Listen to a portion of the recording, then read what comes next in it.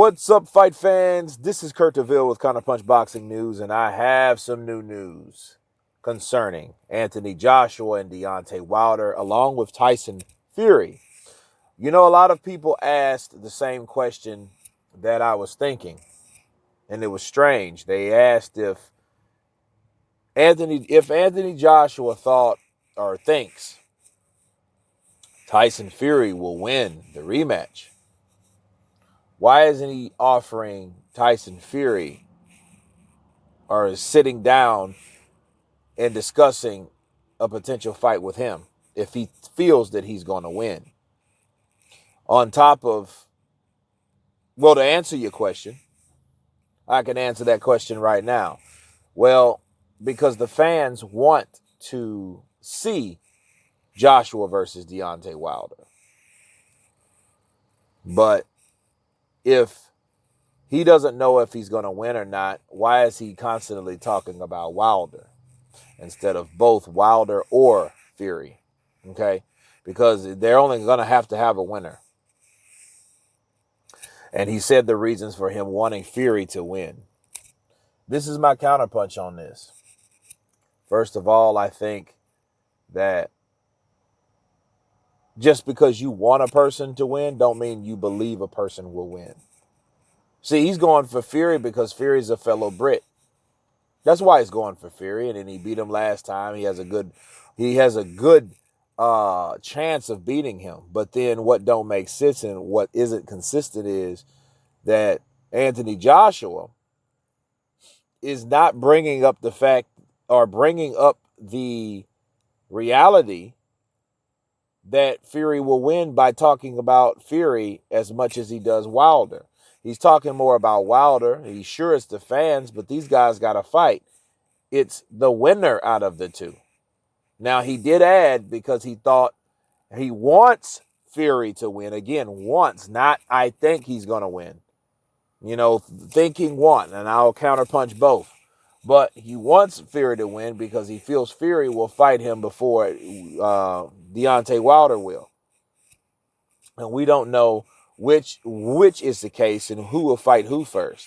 We just got to see how this rides out. But for him wanting Tyson Fury to win is one thing. He wants him to win because he wants to fight locally, a big super fight in the UK. Right? But then he talks contracts to Deontay Wilder and says, well, the fans want this more than anything. So the question you ask yourself, the fans want this more than anything. Does the fans want this more without the belt? Would they want that without the belt? See, I think for Eddie Hearn and Anthony Joshua, they need to get counterpunched, and they're getting counterpunched now. For one, Anthony Joshua should really be speaking as though he wants the desired winner of those two instead of Deontay Wilder himself. Right? Because if you go deeper into thinking, if Anthony Joshua believes Fury is going to beat him, that means, you know, do you really want to fight for Undisputed if you feel Fury will win? What if Fury does win? Were you going to go after Deontay when he doesn't have nothing to offer? I very seriously doubt it. You know? And one thing about Deontay Wilder, I'm dying to see when he loses simply because of how he first reacts to the loss. Second, the people that were for him. Will they make excuses on his behalf? Or will they drop him like a bad habit? You know, so that's something that just popped in my mind right there. And I've always been thinking, what if Deontay Wilder lost? What type of fighter would he really be after that? Will he be that scarring fighter that can never come back, or will he be new and improved after he fires everybody on his training team? But nonetheless, I think Anthony Joshua jumped the gun, and Eddie Hearn surely jumped the gun with the 50-50. He should have never mentioned 50-50 until those guys fought. Because, again, we don't know what that's going to produce. You saying I give them 50-50 now, all you're doing is giving them false promises, because one of those motherfuckers will not get 50-50. One will. Sure, it's a good incentive coming from another party, but none of those guys are barking and talking about the opportunity like they should be. That's another problem, right? So, but with AJ, I think AJ wants Tyson Fury to win, but he doesn't believe he will win. Okay? So I think that's why he's talking of Deontay Wilder as though he's already won, and not mentioning Tyson Fury, because he already knows, or like he feels, that Tyson Fury won't beat Deontay Wilder. But because people expect a certain thing and it goes another way, that's the reason why I love boxing. Boxing is not going to go the way you want it to be. The sport that I love, that I hate so much, the reason I love it, because you can't stop the realness, the authenticity, the violence, okay?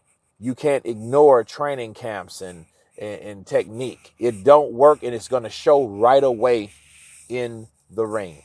That's what I love about boxing. Then it's a one-on-one sport. I don't like group sports. You know what I mean? There's no I in team. Well, I knocked your ass out. You know, Freddie Roach didn't show me when to throw this punch. Freddie Roach told me to do what I needed to do. So,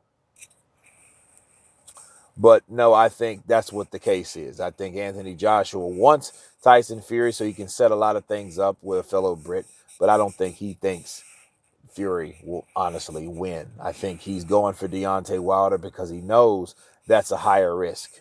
And it may be. Who knows? Because none of these guys have fought each other except the same guys twice. Those same guys twice need to get off their ass and do a lot more for the sport. That's my counterpunch on that. So you guys tell me what you think. Do you think Anthony Joshua really believes Deontay Wilder's going to win and just hope for the best for Fury to win? You guys tell me what you think. Of course, please subscribe. And you guys been Counterpunch. Peace.